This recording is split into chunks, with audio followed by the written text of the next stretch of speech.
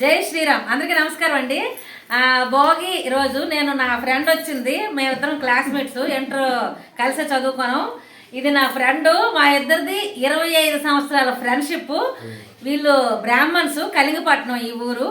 అయితే ఇదిగోండి, ఇది నా ఫ్రెండ్ అన్నయ్య, పెద్ద అన్నయ్య. నేను ఈ ఇంటికి ఒక ఆడపిల్లలాగే, దాంతో సమానంగా నన్ను చూస్తారు, అంత బాగా చూసుకుంటారు. నేను ప్రతి సంవత్సరం వస్తాను, పండగకి కానీ సమ్మర్ వేసవిలో కూడా వస్తూ ఉంటాను. పెద్దన్నయ్య అమ్మ చాలా బాగా చూసుకునేవారు, ఆవిడ ఇప్పుడైతే లేరు. చాలా చక్కగా వంట చేసి పెట్టేవారు, అద్భుతం అనమాట ఆవిడ వంట. ఇవ్వండి వదిన గారు, అన్నయ్యాల భార్య, అక్క అక్క మావయ్య. వీళ్ళు బ్రాహ్మణ్స్. మా చక్కగా కలిసే తింటాం, కలిసే ఉంటాం, చాలా బాగా చూస్తారు నన్ను. అంతే, నిలబడితే కలబడితే కలబడితే పరిగెడుతుంది, అంతే అంతే. నువ్వు తినే, నువ్వు పూలు తినే. పనులు రీత్యా మనని ఆ విధంగా విభజించడం జరిగింది. దానికి మన పురుషోత్తంలో ఉంటుంది కదా, బ్రాహ్మణోసు ముఖమాసి బాహు రాజేంద్రకృత ఊరు తదస్య ద్వైశ్య పద్యాగం శూద్రోజాయత అన్నాడు శ్లోకం. బ్రాహ్మణోసు ముఖమాసి, ముఖము అంటే ముఖం అంటే కనిపించే ఈ ముఖం కాదు, ముఖము అంటే నోరు. బ్రాహ్మణోసు ముఖమాసీత అంటే నోటి ద్వారా బ్రాహ్మణుడు ఉద్భవించాడు. ఎలా విష్ణుమూర్తి ముఖం నుంచి, నోటి నుంచి. అంటే వీడు అందుకే అందరికీ చెప్పడానికి, మంచి పర్లేదు, మంచి చెడు చెప్పడానికి, మంత్రాలన్నింటినీ అభ్యాసం చేయడానికి, నిత్యం సంధ్యావనం చేసుకోవడానికి. బ్రాహ్మణుడు ఏంటంటే బ్రాహ్మడికి ఇంకొక ఏంటంటే పురోహితుడు అని. పురమునకు హితము చెప్పేవాడు, మంచి మార్గాలు చెప్పేవాడు, మంచి మాటలు చెప్పేవాడు. మనిషి ఏ విధంగా ఉంటే మంచి మార్గంలో ఉంటాడు, ఏ విధంగా ఉంటే మంచి చెడు మార్గంలో వెళ్ళిపోతాడు అనే విషయాలు తెలియజేసేవాడు బ్రాహ్మణుడు.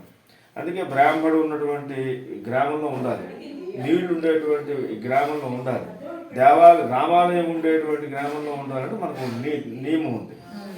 ఏమి బ్రాహ్మణోసు ముఖమాసి బాహు రాజేంద్రకృత. బాహువులు అంటే చేతులు, భుజబలం కలిగినటువంటి వాళ్ళు రాజులు. అంటే వాళ్ళు ఏంటి, శుభ్రంగా సైన్యాన్ని అందరినీ అభివృద్ధి చేసి 10 మందికి ఎవరైనా మనకి ఎదురు తిరిగినట్లయితే వాళ్ళని మనం ఎదుర్కొనేటువంటి శక్తి, అంటే ఇప్పుడు గవర్నమెంట్ అనమాట, ఆ శక్తిని మనం ఏర్పాటు చేసుకోవాలని భావంతో విష్ణుమూర్తము బాహువుల నుంచి వచ్చిన వాళ్ళు రాజులు, రాజ్యం చేసేవాళ్ళు. ఊరు తదస్య వైశ్య. వైశ్యులు అంటే వ్యాపారం చేసేవాడు. అక్కడ వైశ్యులు అంటే కోమట్లనే కాదు, వ్యాపారం ఎవరు చేసినా ఈ తోటల్లో బలం ఉండాలి, వాడు ఎక్కువసేపు కూర్చోగలగాలి. కాబట్టి అక్కడ తొడల నుంచి ఉద్భవించినటువంటి వాడు వైశ్యుడు, వ్యాపారస్తుడు. పద్యాగం శూద్రోజాయత. ఈ 3 రకాలైనటువంటి బ్రాహ్మడు కానీ, క్షత్రియుడు కానీ, ఈ వైశ్యుడు కానీ, వైశ్యుడు వ్యాపారం చేయాలన్నా, బ్రాహ్మణుడు మంత్రాలు చదవాలన్నా, రాజు బలంగా యుద్ధం చేయాలన్నా ఏమి కావాలి, తిండి ఉండాలో వద్దా. ఆ తిండి సంపాదించేవాడు ఎవడు, 4వ వాడు శూద్రుడు. అంటే శూద్రుడు అంటే వ్యవసాయం చేసేవాడు, కుమ్మరి, కమ్మరి, వడ్రంగి, రకరకాల వ్యాపారాలు చేసేవాళ్ళు, పనులు చేసేవాళ్ళు అందరూ ఉన్నారు. అయితే ఈ వ్యవసాయం చేసే వాళ్ళందరూ పాదాల నుంచి ఉద్భవించారని అన్నారు. దాన్ని వీళ్ళు వక్రీకరించారు. బ్రాహ్మణులు గొప్పవాళ్ళుగా వాళ్ళు బట్టి వాళ్ళే చెప్పుకుంటున్నారు. మూడు కులాలు. ఎవరింటికైనా మనం వెళ్ళేటప్పుడు, లేదంటే ఎవరినైనా నువ్వు ఆహ్వానం చేసేటప్పుడు, ఎవరంటే మీరు మీ రాక కోసం మేము చూస్తున్నాం, మీరు వచ్చి మీ పాదాలను మా ఇంట్లో పెట్టమంటారా, మీ బుర్ర తీసుకొచ్చి మా ఇంట్లో పెట్టమంటారా? పాదాలు పట్టమంటారు కదా. అంటే పాదాలు అంత పవిత్రమైనవి, దాన్ని హీనంగా చూస్తాం. పాదాల నుంచి ఉద్భవించిన వాళ్ళు శూద్రులు కాబట్టి వాళ్ళు కడరాని వాడు, లేదు ఎందుకు పనికిరాని వాడుగా వక్రీకరించారు. తప్పు కదా అది. అసలు వాస్తవానికి వాళ్ళు అనేటువంటి వాళ్ళు లేకపోతే ఈ 3 ఎందుకు పనికిరావు కదా. భోజనం చేస్తే ఎవడేం చేయలేదు. కాబట్టి సర్వ కులాలకి భోజనాన్ని ఏర్పాటు చేసేటువంటి ఎవడు పాదాల నుంచి ఉద్భవించినటువంటి మిగతా వాళ్ళందరూ. అయితే వాళ్ళ కులాన్ని ఏ విధంగా విభజించారంటే వాడు చేసే పనిని బట్టి వాడు విభజించారు. విభజించినందువల్ల ఇప్పుడు నీ పని నువ్వు చేయాలి, నా పని నేను చేయాలి. బ్రాహ్మణుడు చేయగలగాలి, చేస్తాడు. మీలాగా నేను వచ్చి దొండగలనా, దాంట్లో నువ్వు నెత్తి మాడిపోతుంటే వీపు చిక్కిపోతుంది, నేను చేయలేను కదా. 10 మందికి నేను చెప్పేటటువంటి పరిస్థితులు నేను ఉన్నావు. అంటే మేము ఆ వ్యవహారాన్ని అంతటి పుస్తకాల ద్వారా మనం చదువుకొని జ్ఞానాన్ని సముపార్జించి ఆ జ్ఞానాన్ని 10 మందికి పంచడానికి. అలాగే రాజు ఆ రాజ్యాన్ని సరిగ్గా పరిపాలిస్తూ వాళ్ళ దగ్గర పనులన్నీ తీసుకుని మళ్ళీ వాళ్ళ కిందే ఖర్చు పెట్టడానికి ఇవన్నీ వాడు చేయాలి.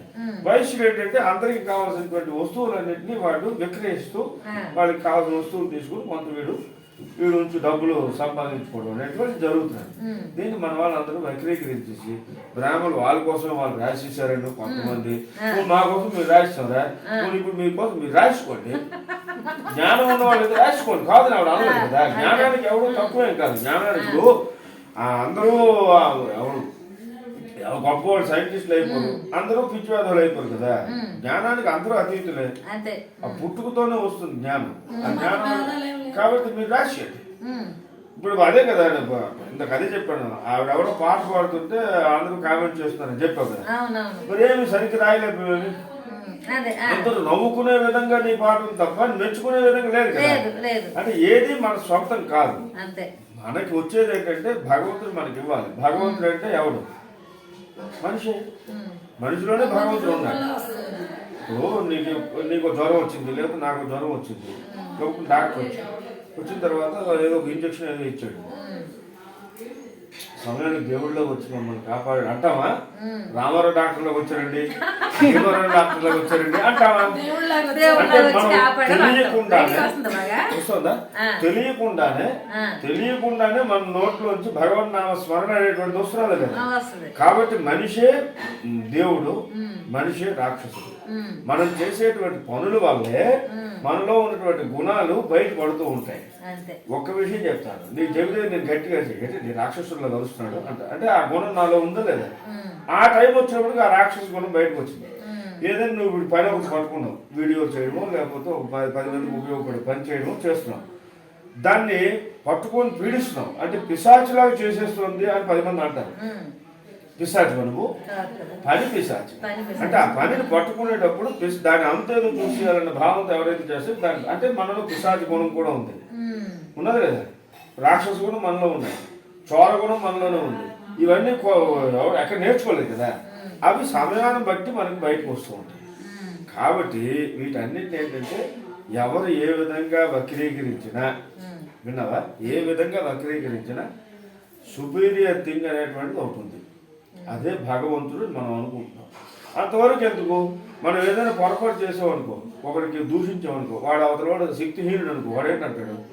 భగవంతుడు చూస్తాడు వెళ్ళిపోరా అంటాడు. భగవంతుడు మేము తోసేస్తాం. కనిపించడు, వినిపించడు, తిరిగి సమాధానం చెప్పడు. కానీ మన నమ్మకం ఉంది, భగవంతుడు అనేవాడు ఉన్నాడు. వాడికి ఏదైనా మనకి కష్టం కలిగించిన వాడు ఎవరైనా బాధపడ్డాడు అనుకో, నాకు అలా కష్టం కలిగించాడు కాబట్టి వీడు అయింది అనేస్తాం. భగవంతుడు అలా చేశాడు. మనకు తెలియకుండానే ఎన్నోసార్లు భగవంతు నామస్మరణ మనం చేస్తాం. ఇదంతా అక్కర్లేదు. భగవంతుని కూడా కొలవక్కర్లేదు, ఏ దేవుణ్ణి కొలవక్కర్లేదు. నేను వాళ్ళు వీళ్ళు నాకు చెప్పట్లేదు, ఒక్క మాటే.